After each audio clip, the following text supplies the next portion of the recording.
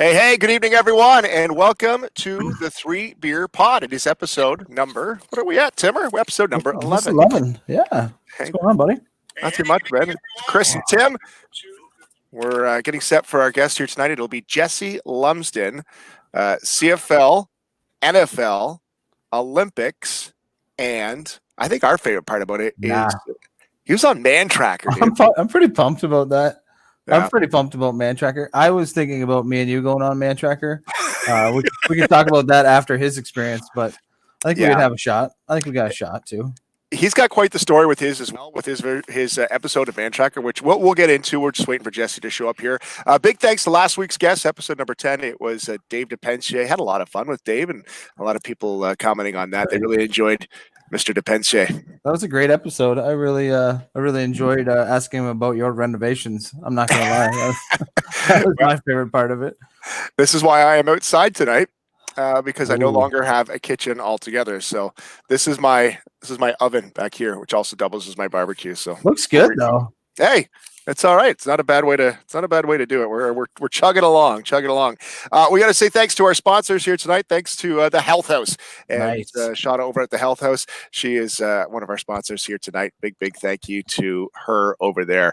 Thanks for tuning in, and don't forget you can download this podcast wherever you get your podcasts: Spotify, Apple, and Google Podcasts. Just download it, like, save, and rate is what we're supposed to say, right? All of those things, and then listen to it.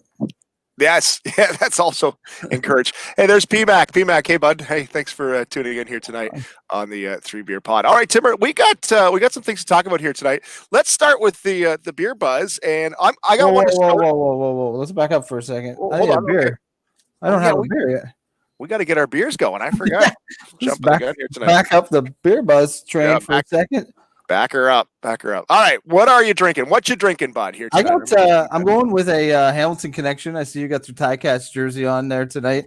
Yep. Going with a Hamilton connection here. Kind of source these from different buddies that have been ordering stuff online. So I have one here from Clifford Brewing Company. This is a fruited sour with blood orange and pink guava. That's I haven't tried this one yet, so I'm going to crack that one first. The second one is another Hamilton brewery. It's called Fairweather. Buddy Darren Ebert, big fan of the podcast, hooked me up with this one. Justin Turkington, also a big fan of the podcast, is buddies with the brewer Brent there. So I'm looking forward to getting up to Fairweather in the future. And then I'm going to finish it off here today. I had one of these last week, and I forgot how good it is. It is the Hazy State from this way. Yep. Hazy State from Collective Arts, also in Hamilton. This is a double dry hopped IPA, and it is juicy. I'm just noticing it's my son's birthday today. He turned 14, and he was just over for dinner. He's heading home right now. Yep. And I asked him to grab my beers. He grabbed me two. He knows me so well. The old 2Beer podcast. I have one, which we're going to get to here in a couple minutes in the buzz. So I'll show you my first one, Muddy York Brewing Company. Oh, yeah, nice. Saying this on a Clementine Sour. Caught my eye today, and I thought I got this at the old Sobes. No way. I ordered that online. Oh, did you? Yeah, it's delicious. Yeah, I'm going to crack that. And you know what? With my Hamilton here, let me crack it. Mm-hmm. So I'm going to show you my Hamilton connection because we're going to talk to Jesse here in a little bit. I'm going to drink it out of my former life. I used to work at Y108 in Hamilton. Listen to this. So, that's what the jersey is. All right. I was like, man, that seems like too many numbers on your jersey. So I used to work at this radio station with Chris and Jody in the morning. Oh, yeah. Good time. Yeah. You to tune into that for sure. Well, nobody did. That was the problem. So not as good as I thought it was. They fired me in Hamilton. Right. 3 days after they ordered 74 boxes of these mugs. Come on. So I have got a pile of, this is what they gave me. So they let me go. Yeah. And obviously I get my severance and everything. And then they gave me a box of mugs, like a kick in the butt. Yeah. Here you go, guys. Have a good life. Get out of here. We've just ruined your life. I'm going to fire you. Take some mugs. That's amazing. Can I get one? Can I have one while you're cleaning out for construction here? Like a box? I can get you a box. I see one. I was like, just to remember the good Chris and Jody days in the morning. They come in sets. Was that a morning drive or was that? No, it was. Oh, look at that. Chris Yep. and Jody in the morning. Look at that. You Let's knew it go. was good when they used Times New Roman as the Oh, font. Yeah. yeah, classic. Yeah. When your company does that, promotes you with Times New Roman 14 font. You're going places. Yeah, you Like should. The writing literally was on the wall. Literally on the wall. All right, so let's get to our beer buzz here tonight, Timmer. Are you drinking one beer? Is that it? Is it one beer? But we got one we're going to talk about here. Oh yeah, my bad. So I won't tease it. All right. It's Ontario Craft Beer Week this week, which actually began on Sunday, runs through until next weekend. Craft beer is a chance to reflect on what craft beer means, and at its heart, it's about community. A community of people committed to brewing beer with the best ingredients to the highest standards. By buying local for your next beer, you are choosing to support your neighbors, support your communities, and support this important homegrown industry. Buddy, that's deep. Cheers, buddy. That made me feel good about drinking this beer right now. I'm going for it. Yep. Ooh, that is smooth. That's very good. So happy Ontario Craft Beer Week this week. I have been supporting the craft beer industry a lot lately. Yeah? Yeah, it's good stuff. Doing your part, eh? Doing your part. I'm trying. All right, Timmer. Let's get into more beer buzz here. What else you got for us? Oh, big news coming out of Sons of Kent. We can actually talk about this release here. Just not sure what the date is. I'm excited for this one to be back. Right here. This is the Super 8 from Sons of Kent. It is double IPA, which has got a little bang for the buck.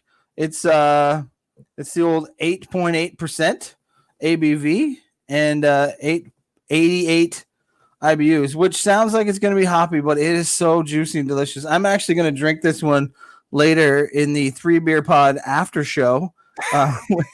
Which is invite only, but I'm going to drink this one later. Doug over at Sun sent these home today, and I'm excited for it. I was pumped when it first came out. It's going to be just as good. I know it is. Does the after show have a name yet? I think it's just called like the after show. I think it's just the 3 Beer Podcast after show. I think it's the fourth beer. Oh, the fourth beer. Fourth beer. All right, we'll brainstorm that during the after show. We'll throw some out there. By the way, happy third anniversary to Sons of Kent. Their grand opening was 3 years ago today. Yeah, I know they had some big plans for that party too. We'll do it on the 4th anniversary. Why not? So happy. Equally is awesome. Third to our friends over at Sons of Kent. Canada's craft beer industry pushes through the pandemic by tapping into community spirit. This was in the National Post last week, and it just breaks down some numbers, but not to bore you with all the numbers, but there's 1,100 craft breweries in Canada.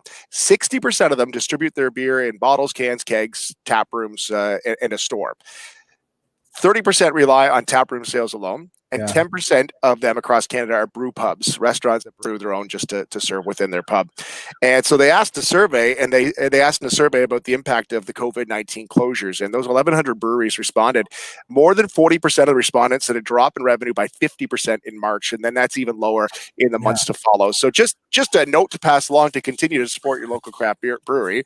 And those are local people and local businesses that support your community too. So that was just something I thought was unique. So we have some patios opening here now in Ontario, and I know there's a few craft breweries out there that have opened up.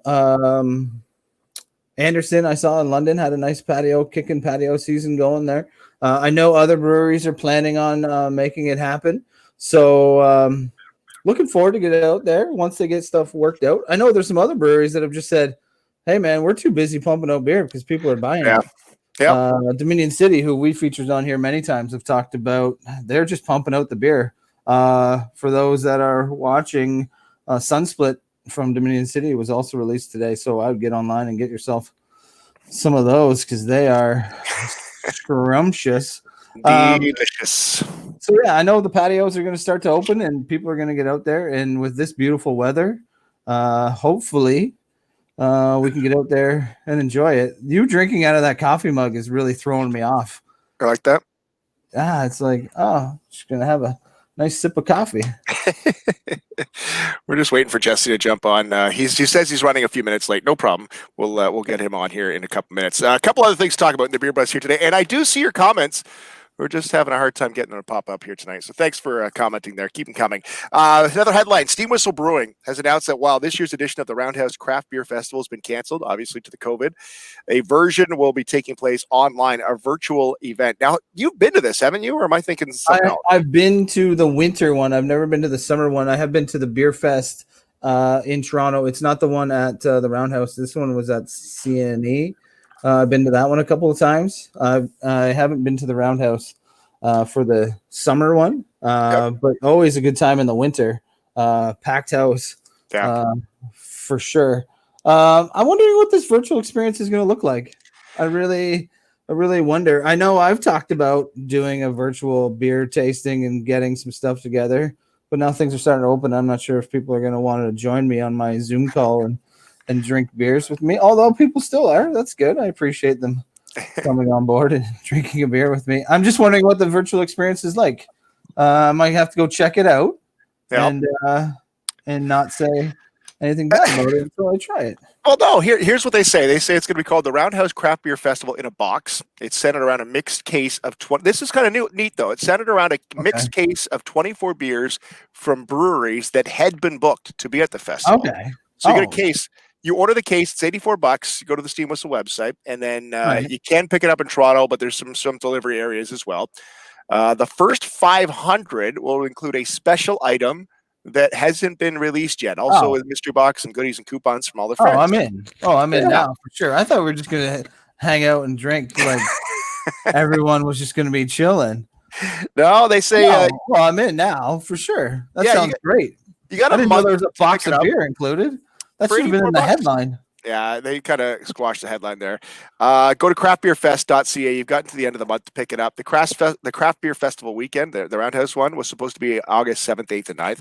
Obviously not going to happen here this year. So craftbeerfest.ca. There we go, guys. Hey, thanks for tuning in. There's P-Mac drinking himself a GL Heritage out in Amherstburg tonight. Love the Red by Sons. Yes, P-Mac. Yes. Get together. Paul works down at a radio station in Windsor, so he's here tonight. Were you fired from that one too, or no? Not yet. Not yet. While we wait for, can we want me to get into my story? Like idiot I work for in Hamilton. Yeah, this guy looked like, if you ever remember Canadian Idol, Kalen Porter. He had long curly hair, right? And it looked like a woman from behind. And he was the worst boss I've ever had, ever had. This is the airing of the grievances here on tonight's podcast. I'm not holding back on this guy. He is such a dummy. We had a meeting in his office, and when I sat down at his desk, I remember seeing a note on his desk that said, "Talk to so-and-so." And I thought, those people do my job at another radio station. And then the next meeting, they had contract discussions on the same note. Come on. Right on his desk like this. And then the third meeting said, release Chris and Jody on X date. And I thought, no one's dumb enough to leave a note like that right in their desk in front of me at a meeting. They did. Yeah, they did. They're idiots. And it was over. Best thing that happened to me, though. Best thing that ever happened to me. And it brought you home. There you go. Yeah. What could have been. What could have been. This beer from Clifford, just FYI, is delicious. This is a lovely sour that Tom Page pushed my way. This money you're brewing, staring down the sun, the Clementine Sour Timber. You're right. It is delicious.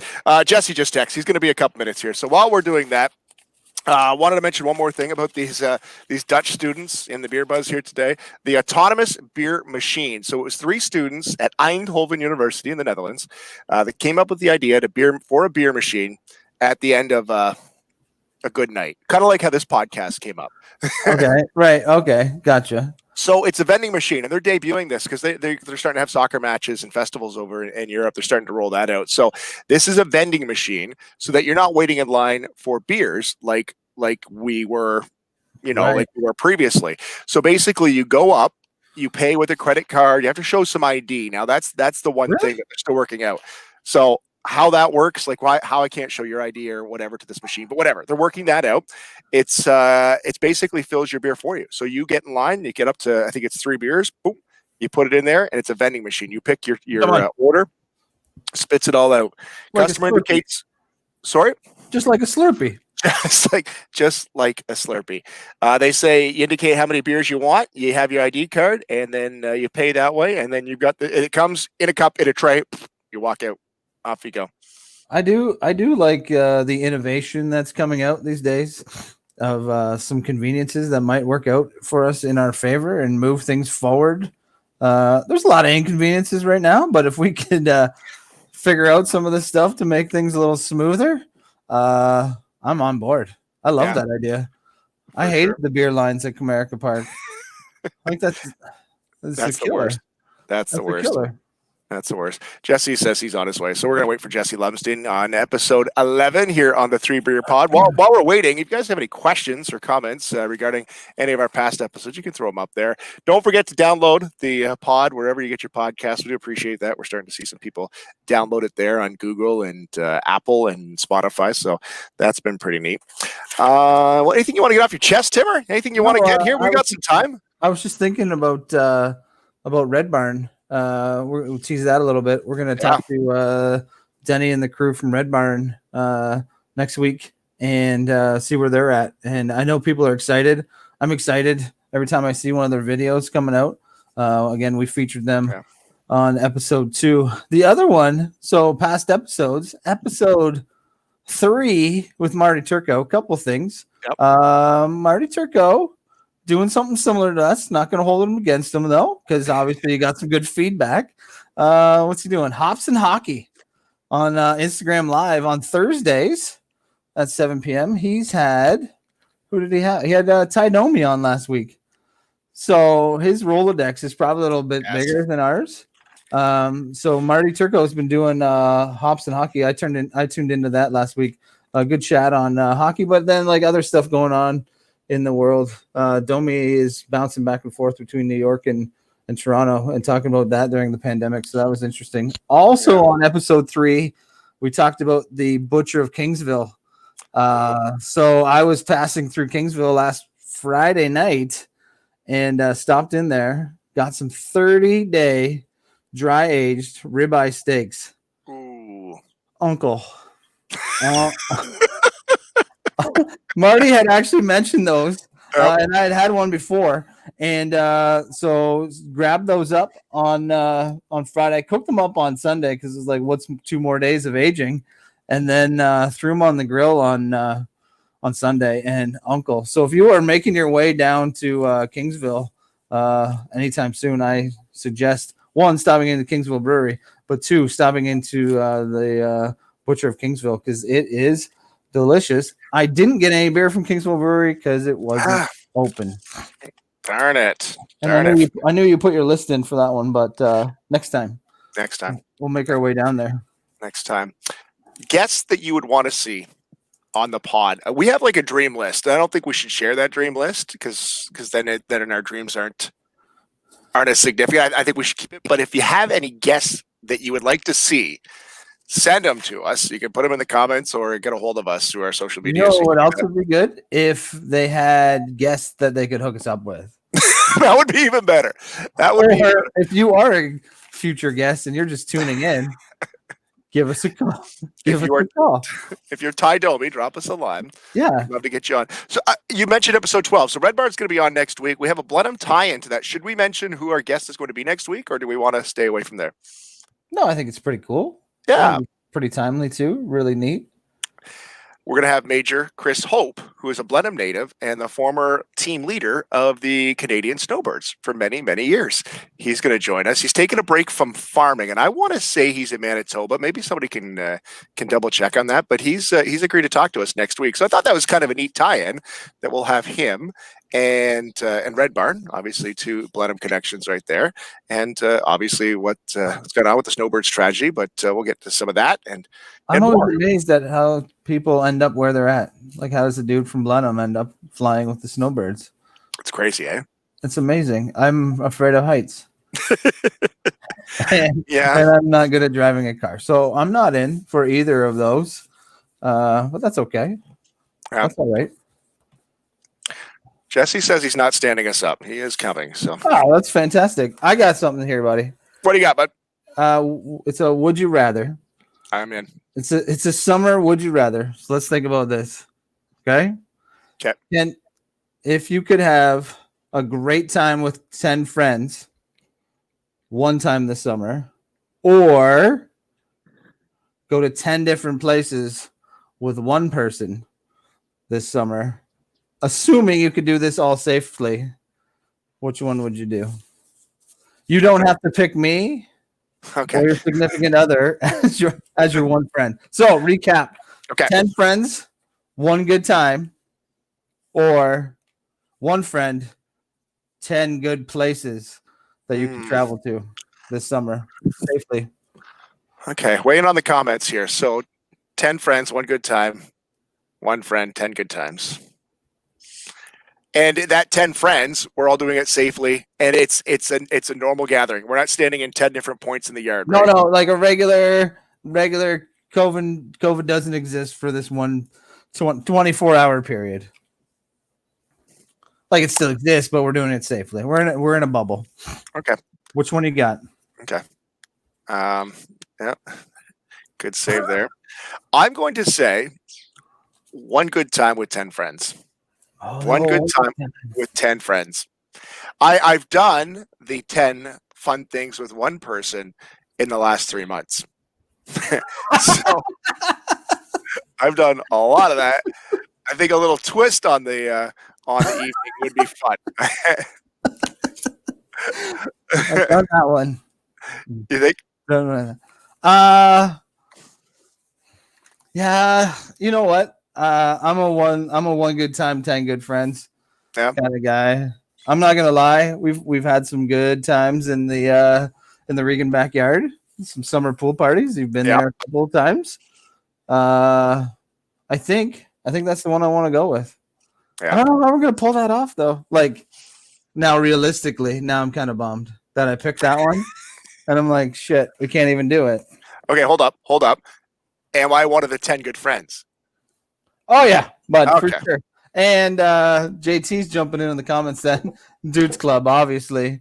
Dudes Club side story. We might tell that one after Jesse comes on. I'm gonna crack this Fairweather one. Oh, bottle opener has a magnet on it. Dudes Club is a great story that I'll save for another podcast. It goes along well with this. I'm diving into the Fairweather more than words. It's a dry hopped pilsner, which I'm not sure if I've had one. Get it in you. Jesse Lumpson, our scheduled guest here, Timmer. We got we can reschedule, Jesse. We can hang on here. We got some time, right? You got nothing going on. Dude, my schedule is free. I'm free. I just I don't want to cut him short either, though. So no, we'll see. Let's give him some time here. Duker wants to know how the construction's going. So our buddy Goldie came in, electrician, laughing. We're good. We're crushed. We're good. Drywall going in hopefully next week, and plumber early next week. Buddy, that's a role. You're like a general contractor now. Nah, yeah. I'm too soft though. I'm not the guy that can be like can be hard on him too. So pretty lenient on the bud. Just come whenever you're feeling it. You gotta put your fist down on them. Hey, I gotta tell you my my fiasco I had here with this COVID shopping. So so going back. So my son's birthday today. We took him to get a fishing rod. You pick out whatever fishing rod you want. It's all yours. Nice. So we get down the aisle. It's a one-way aisle, right? Right. The one. So here, tell me what you would do here. Jump in the comments too. So the one-way aisle, fishing rod. We go down, and then we say, okay, we want to take a look back at the other one. Oh. So as we turn, now someone's coming towards us. So we had already claimed the aisle. Now in that situation, that's a tough one. Yeah. I'm trying to think of where I was recently, where I felt like I had to do the same thing. I think you got to keep going. Yeah. I think you gotta go to the end of the aisle. Loop back around. You know what's funny? Was this it awkward? 100% Hamilton conversation with all their one-way streets. Oh my God. We're having so I went back, and then we kind of got close to the other guy, and I realized, oh shit, what do I do here? So wandered back, looped, came back. Now I've got 3 fishing rods because I'm now carrying them like a moron. I had this conversation this morning, and somebody said you got to pivot like in like a basketball. As long as you got a pivot foot, as long as it's within reach. Space. Yeah, space, and he's got to give you the 6 feet before he can move forward. Man, that's a good one. Was it a wide aisle? Was there room? It was a passing room there, eh? It was just a tight standard aisle, so I had to double back. But then you get on the end of the aisle, and then it's like a little bit of traffic jam trying to get in there. Yeah. And you know what I'm hating too is the really tall aisles where you can't see if there's traffic, and I get to the end of the aisle and I just like peek out to see if anyone's coming, and there's not, and then I like loop back around. But I was in the same boat at the hardware store. I think I was the only one in the store though. I was there at like 10 after 7. And I still followed the arrows. They probably just laugh at people on the camera. Like they're probably just looking back to see who is the idiot just looping around. That's Hamilton one-way street, terrible, by the way. Drove down there to see a Nickelback concert. So two things. Two things to this story. One, I was driving, which I basically like retired from driving. I have a license and I'm legal to drive, but I just keep it short trips. I got one eye. I don't drive a lot. But I was like 23, 24. We drove down to Hamilton and we went to see Nickelback, which some people will go, you shouldn't have done either of those things. But Nickelback in Hamilton sounds like the only place to see Nickelback. I wish I could tell you the rest of the Nickelback and Hamilton story. Things got a little out of hand that night at the Cops Coliseum. It was good times. Great times. 100%. A couple of guys tuning in here today were at the concert. Great time. So in the future, probably not going to Hamilton, driving there. I might see Nickelback again. Might not be the popular thing, but my buddy Tom Page, if we get to go see Nickelback, I'm going with him. He's stuck with Nickelback since 2002. So I'm going. Nickelback, I say, is like fruitcake, because either you love fruitcake or you hate fruitcake. But sometimes you have that one piece of fruitcake, and you're like, oh, I like this. I like this. Right. Yeah. Tommy didn't like that I mentioned that. Hey, back up in the comments there for a section. Jason Crow commented on coming back home from Arizona. I want to give a shout out to Jason Crow, former roommate at 640 Randolph. Oh, great dude. Welcome back to Canada. Hopefully we can have a beer soon together. I saw that you made the trek home, and that's great. So welcome back. Good to have you, buddy. Hey, Jesse Lumsden update. So Jesse beats Mantracker. Okay, he beats Mantracker. Right, he gets stuck in traffic. Exactly. He's going to be on real soon. He just updated, so we can. Hey, I got nowhere to be. Nothing doing tonight. Got nothing going on. So last week I have a Thursday night. It's not the Dudes Club. It's the Chat and Beer Club. We had to move it to Zoom. And last Thursday, after staying on the Zoom maybe a little too late, I watched that whole episode of Jesse Lumsden Mantracker. What a great episode too. We can let's talk about it, and then when we get Jesse on, we can ask him about it. So in 2011, he beat Mantracker. So right now Jesse played football. Obviously, we know that his dad was a big time CFLer, and then he went on to the Olympics. And in between there, he did the Mantracker show with a fellow bobsledder, Justin Cripps, was his partner. And the best part about that episode is that at the end they got separated. Right. So one of them who had it? I think Jesse had the map and one had the compass. I think Jesse had the map. Yeah.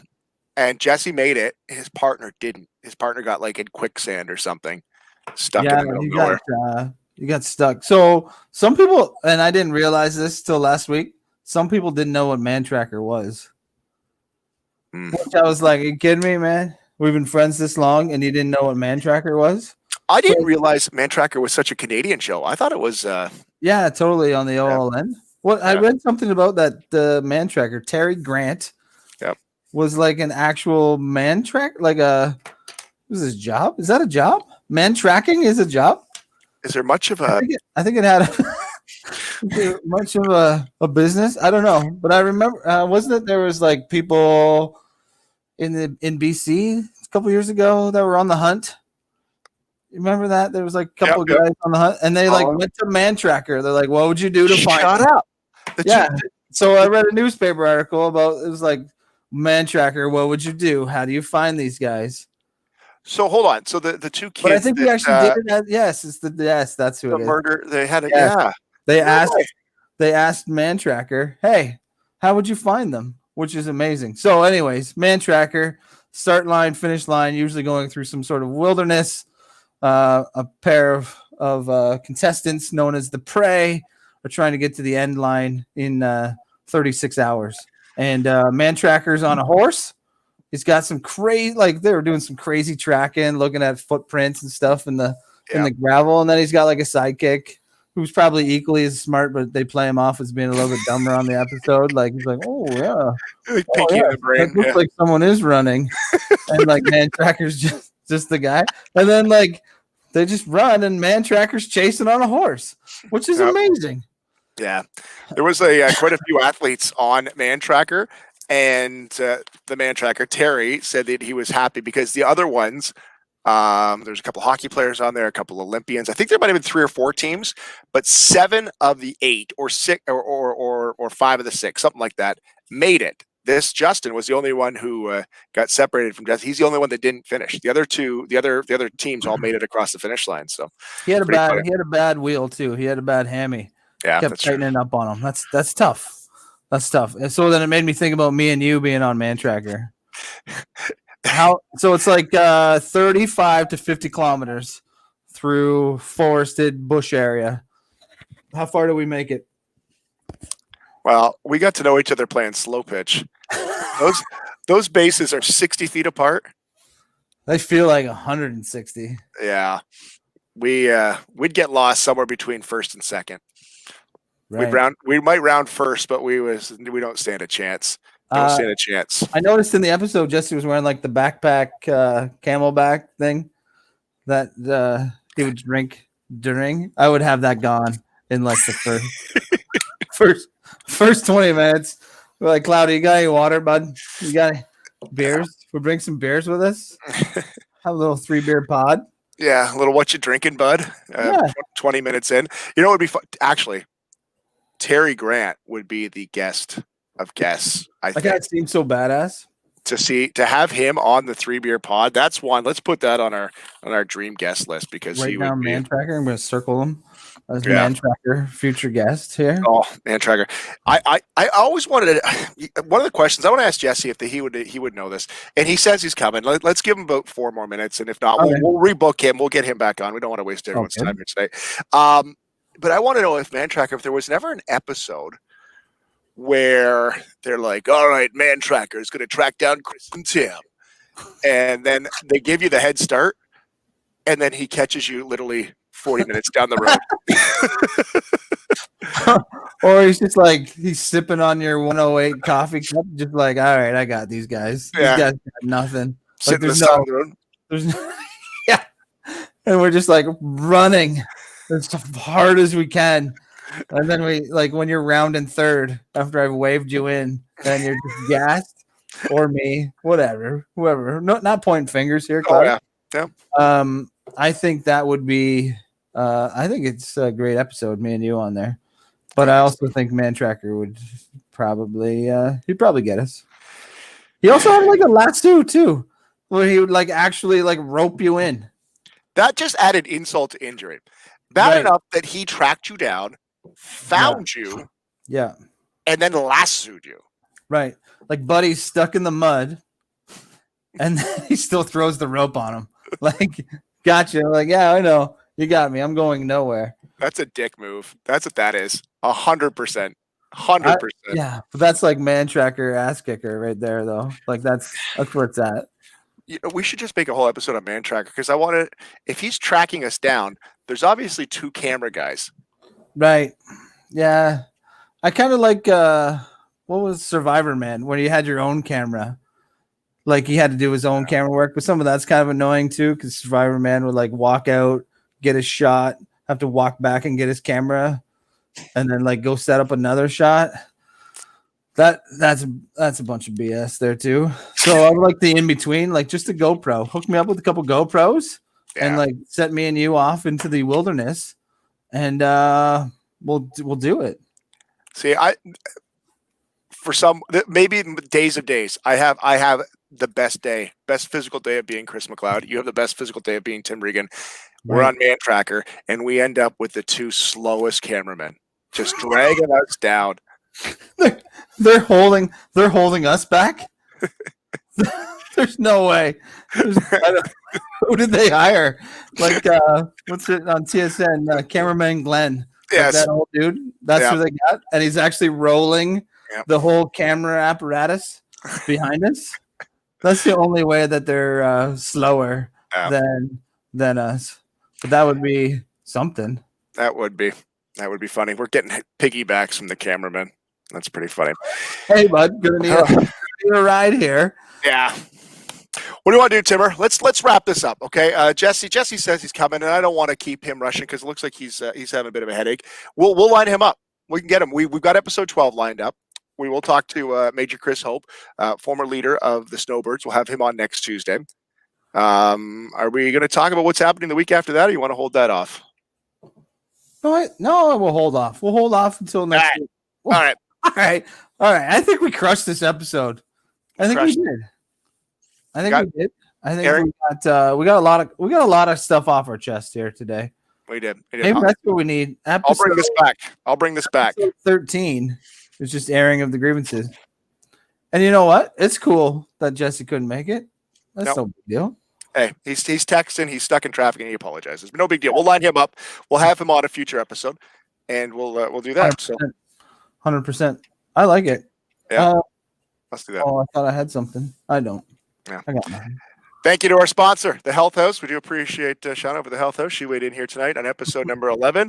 Remember to download this pod wherever you get your podcasts, and we'll get Jesse on coming up here. We do appreciate you guys for tuning in here tonight on the airing of the grievances episode. I will say I just did get a text from good friend Darren Ebert, who has always said he would jump on the podcast.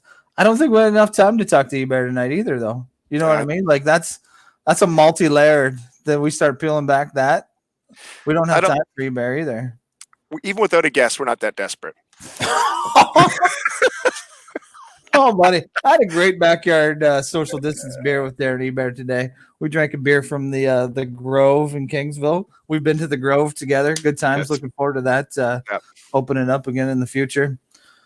But yeah, I think it's solid. I had a good time tonight. Good stuff. We're solid. We'll just call this the episode that Jesse was stuck in traffic. There you go. We'll have him back on. Timmer, cheers, buddy. 100%. Yeah, hook me up with one of those 108 cups for next episode because that'd be sweet. Look for these in your merch section of the 3BeerPod because yes, I got boxes. We'll just tape over Jody and we'll put Tim. I like it. Everyone will buy them. That's awesome. Too funny. That's too funny. Love you guys. Thanks for tuning in here tonight. The 3BeerPod episode number 11. Jesse, we'll get you on here next time. Thanks, guys.